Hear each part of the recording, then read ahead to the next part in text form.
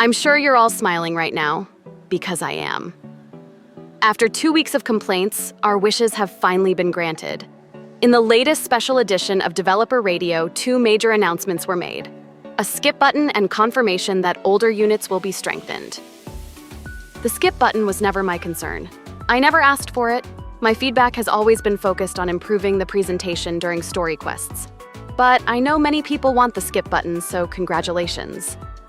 Now onto the bigger news, the strengthening of older units. This is huge. First, this is essentially Hoyo admitting that they've fucked up the power balancing in this game. Many older units have lost their place in a team after a series of overpowered new characters and HP inflation. These characters desperately need help to stay relevant in the current meta. Usually, Hoyo's approach to addressing this issue is releasing new relics tailored for specific characters or introducing new supports that can revive their usefulness. A good example of this is Sunday, who made Jingyuan competitive again. However, it seems they've finally realized that players are tired of these tactics. Telling us to farm new gear or engage in more predatory practices isn't going to cut it anymore. So, this time, they're doing something different. They made an official announcement, explicitly stating that strengthening older units is already on the schedule. Now, I know some of you are skeptical. This is Hoyo, after all. But think about it. The fact that this announcement exists suggests that the solution won't be new relics or supports like before. Did they announce their plan to bring Jingyuan back from the depths of Tartarus before releasing Sunday? No. So, the only logical interpretation of this developer radio is that they're planning to directly buff the characters themselves. In my history of playing Hoyo games, this has only happened once, when they buffed Zhongli in Genshin Impact. But this time, I really hope they're not doing it just because of player pressure. Instead, I hope it becomes an official, regular feature in the game. There is no harm in buffing older units periodically. If you, who are watching this video, is Hoyoverse's employee, and you worry about their future revenue, I assure you, it will not harm it. On the contrary, instead of keep pissing people off that will eventually lead them to quitting the game, this approach is better. There are plenty of ways to generate revenue without exploiting power creep and FOMO. I know I've brought this comparison up many times, but I'll say it again because it's a proven success story. FGO. This game has stood the test of time and is living proof that you don't need aggressive FOMO tactics to thrive. In FGO, they frequently buff older units. Not once, not twice, but many times. Look at all these strengthening quests I haven't done since I quit the game. A single unit could also receive several buffs, and yet every new unit still sells like hotcakes. How is that possible? You could say that FGO has mastered the art of making players fall in love with in-game characters. FGO is one of the few remaining gacha games in this modern time that stays true to the genre's purest form: favoritism over optimization.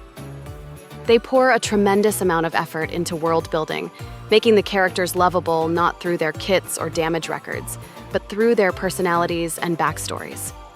Luckily for them, Kinoko Nasu is such a talented writer that the game delivers immersive and compelling stories. Even when Nasu isn't available, they collaborate with professional writers like Gen Urobuchi to maintain the quality of the narrative. The script for one of their story chapters was revealed, and it was this extensive. Because of the dedication, players genuinely become attached to the characters they meet and want those characters in their accounts. Of course, there are battles and challenges that make kit design matters, but as I said earlier, those are secondary. It's a bonus if their waifu or husbando turns out to be good. However, they won't feel bad if they end up being mid because they love those characters. Plus, they know strengthening quests will eventually come, so there's no need to worry. Over the years, FGO has cultivated that kind of community which, in my opinion, feels a bit healthier than Hoyo's. If entering a Hoyo community feels like joining a political party, entering the FGO community feels like stepping into a religion. It's almost impossible to piss people off there. The game is 2D and outdated, they accept it. You tell them their waifu or husbando is bad, they'll laugh with you because already they know it. When the game didn't have pity system until 2021, they accepted that too. You guys should try it if you haven't. If playing the game feels like too much, start with watching the anime like Fate Zero, for example. See how they welcome their new audience to this franchise. They treat you to a clash of ideals between kings and warriors. You become a witness to what happens when King Arthur's kingship is challenged by Alexander the Great. This series has one episode that, to this day, remains my favorite scene in anime history. It's the scene where King Arthur, Alexander, and Gilgamesh sit in a garden and debate their philosophies of kingship. This episode has nothing but a yapping session, but is so inspiring. The series makes you fall in love with these characters, and when they die in battle, you can't help but cry. Anyone who watched Fate Zero won't miss the chance to pull for these characters when they get rate-up banners in FGO, regardless of their kits. That's how they remain profitable for over 10 years without resorting to power creeping their roster into oblivion.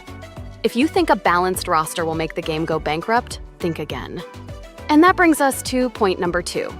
This announcement is huge because it gives Hoyo the opportunity to re-navigate the direction of the game. We all hate HP inflation. While buffing older units to help them catch up, I'd love to see them slow down the HP inflation as well, and recalibrate the power level of new characters.